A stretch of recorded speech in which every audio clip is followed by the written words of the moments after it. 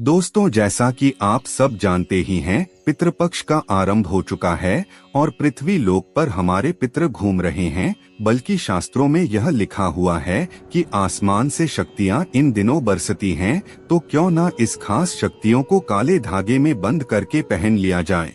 आज हम आप लोगों को इस वीडियो में ऐसे ही गुप्त विधि बताने वाले हैं। इससे इतना फायदा आपको मिलेगा कि आपकी दुनिया ही बदलने लगेगी, क्योंकि इसमें हम बहुत सारी शक्तियों से सिद्ध करके इस धागे का निर्माण करना आपको बताएंगे।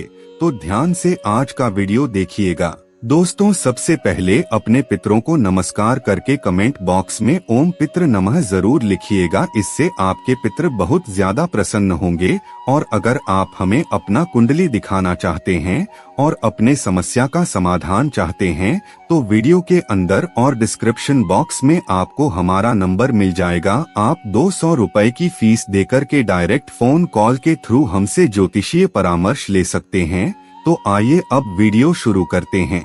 हिंदू धर्म में पितृपक्ष का बहुत महत्व है। मान्यता है कि पितृपक्ष के 16 दिनों के दौरान पितृ पृथ्वी लोक पर ही वास करते हैं। इस दौरान पितरों का तर्पण, पिंडदान इत्यादि किया जाता है। पंचांग के अनुसार भाद्रपद शुक्ल पक्ष पूर्णिमा से आश्विन कृष्ण अमावस्या तिथि तक पितृपक्ष होते हैं। 16 दिनों तक किसी भी तरह के शुभ और मांगलिक कार्यों को करने की मनाही होती है। इसके अलावा जिन जातकों के कुंडली में पितृपक्ष चल रहा है, तो उनको कुछ खास नियमों का खास ध्यान रखना है, अन्यथा आपके पितृ आपसे रुष्ट हो सकते हैं।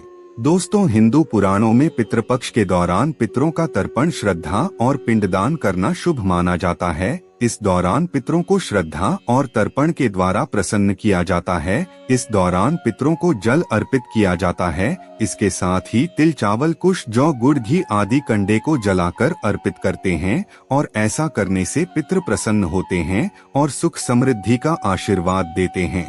पितृपक्ष के दौरान कुछ नियमों का जरूर पालन करना चाहिए, अन्यथा पितृ रुष्ट हो जाते हैं। पितृपक्ष के दौरान पितरों का सच्चे मन से मान सम्मान करके जल, भोजन इत्यादि अर्पित करना चाहिए। पितृपक्ष के दौरान कुश और काले तिल का इस्तेमाल आवश्यक करें, इससे आपको शुभ फलों की प्राप्ति होती है। पितरों को हमेशा हल्के सुगंध वाले फूल ही अर्पित करें। पितरों का तर्पण या पिंडदान दक्षिण दिशा की तरफ ही करना चाहिए, क्योंकि यह दिशा पितरों की दिशा मानी जाती है। पितृपक्ष के दौरान गीता का पाठ करना काफी ज्यादा शुभ माना जाता है। दोस्तों, हमने वीडियो की शुरुआत में आपको बताया था कि काले धागे का निर्माण करना बताएंगे। अब इस पर चर्चा करते हैं। दोस्तों, आपने देखा होगा काला धागा हर प्रकार की बुरी बला से बचा लेता है। तो इसी का निर्माण आपको पितृपक्ष में करके इसे अपने हाथ में धारण करना है। यह आजमाया हुआ बहुत ही शक्तिशाली टोटका है। इससे आप किसी को वशीकरण और सम्मोहन भी कर सकते हैं और इसका इस्तेमाल काफी लंबे समय से होता आ रहा है। तो आज की इस वीडियो में हम आपको एक ऐसे प्रयोग, एक ऐसी क्रिया के बारे में बताएंगे जिसे अगर आप करते हैं, तो इस क्रिया के माध्यम से आप जिन भी चीजों को चाहते हैं, चाहे वह कोई भी हो सकता है, कोई व्यक्ति हो सकता है, कोई चीज हो सकती है। क्योंकि बहुत सारे लोगों की समस्याएं रहती है कि जैसे उनकी शादी हो जाती है, तो शादी के बाद उनका जो पार्टनर है वह उनकी तरफ ध्यान ही नहीं देता है, उनकी बात ही नहीं सुनता है। तो ऐसे में बिल्कुल जीवन नर्क ही महसूस होने लगता है। जिस व्यक्ति से आप बहुत ज्यादा प्रेम करते हैं, अगर वह भी आपकी बातों को ना सुने और आपको ना समझे, तो ऐसे में मन मस्तिष्क पर केवल उसी व्यक्ति का ख्याल चलता रहता है। 24 घंटे टेंशन, डिप्रेशन लगता रहता है। जीवन बिल्कुल नरक जैसा प्रतीत होने लग जाता है। तो मित्रों, आपको बता दें कि बड़ी आसान सी क्रिया को करके आप किसी भी व्यक्ति को अपने सम्मोहन में बांध सकते हैं। अब यह चीज कोई भी हो सकती है। अगर आप पैसा चाहते हैं या फिर ऐसी कोई वस्तु चाहते हैं जो आप अपने जीवन में आकर्षित करना चाहते हैं, या किसी व्यक्ति विशेष को अपने वश में करना चाहते हैं, तो उन सभी चीजों के लिए इस प्रयोग को, इस क्रिया को बड़ी आसानी से किया जा सकता है। दोस्तों, इस बात का आपको ध्यान रखना है कि सबसे पहली चीज तो आपको एक काला धागा लेना है। काला धागा इतना बड़ा आपको लेना है जितनी आपकी लंबाई है। बिल्कुल ध्यान से इस प्रयोग को सुनते रहिए। आपको अपनी लंबाई के अनुसार जितने आपके कद हैं, उतना ही लंबा काला धागा आपको लेना है अब दूसरी चीज आपको चमेली और काले तिल का तेल ले लेना है। चमेली का तेल हनुमान जी का प्रिय है और काला तिल पितृ को प्रिय है, तो सभी देवताओं की कृपा हमें उस धागे में भरनी है, इसीलिए यह दोनों तेल आपको ले लेना है। और तीसरी चीज आपको अपने घर के पास वाले मंदिर से हनुमान जी की मूर्ति का सिंदूर लेकर आ जाना है। भगवान हनुमान की मूर्ति का जो सिंदूर होता है उसमें वशीकरण सम्मोहन की अद्भुत शक्ति विराजमान होती है। आपको बता दें कि भगवान हनुमान जी का जो सिंदूर होता है उसमें वशीकरण की सम्मोहन की अद्भुत शक्तियां विराजमान होती हैं। खुद भगवान हनुमान ने राम भगवान को अपने सम्मोहन में बांधने के लिए इस सिंदूर का प्रयोग किया था, जिससे वह हमेशा भगवान राम से ही जुड़े रहते हैं। तो दोस्तों, इस सिंदूर में सम्मोहन की वशीकरण की अद्भुत शक्तियां विराजमान होती हैं। तो यह सिंदूर, चमेली का तेल और काला धागा आपको पहले ही लेकर आ जाना है।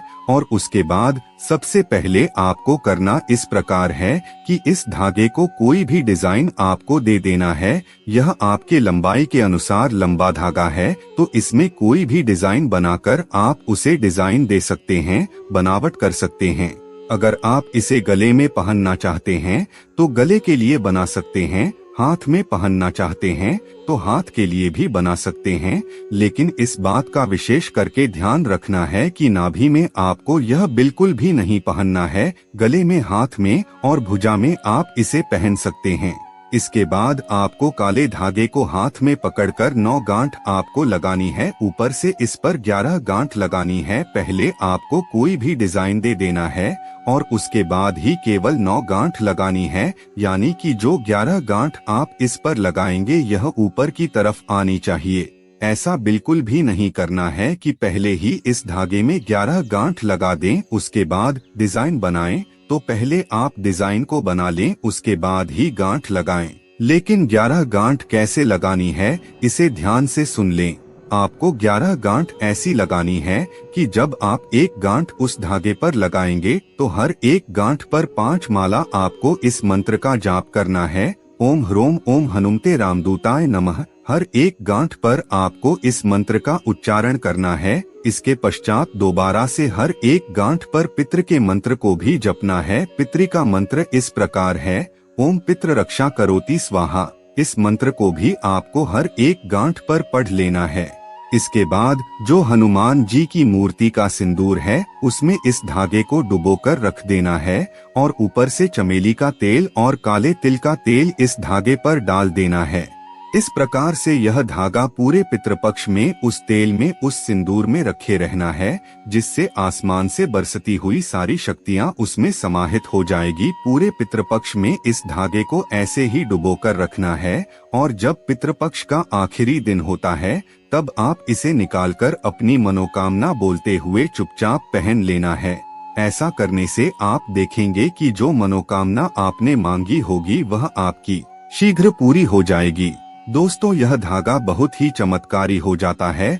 बल्कि जो लोग टोने टोटके या तंत्र क्रिया आदि से परेशान रहते हैं या जिन लोगों को यह परेशानी होती है कि उनके घर पर कोई कुछ कर देता है, तो इस प्रकार धागा बनाकर हाथ में पहन लेने मात्र से फिर आप पर कोई भी कुछ भी नहीं कर पाएगा। इस वीडियो में हमने आपको सारी खास चीज बता दी है ताकि आप घर बैठे काला धागा बनाकर पहन सके और समस्त मनोकामनाओं की पूर्ति कर सकें। तो मित्रों, आज की वीडियो में बस इतना ही। फिर मिलते हैं किसी नई जानकारी के साथ। तब तक के लिए धन्यवाद।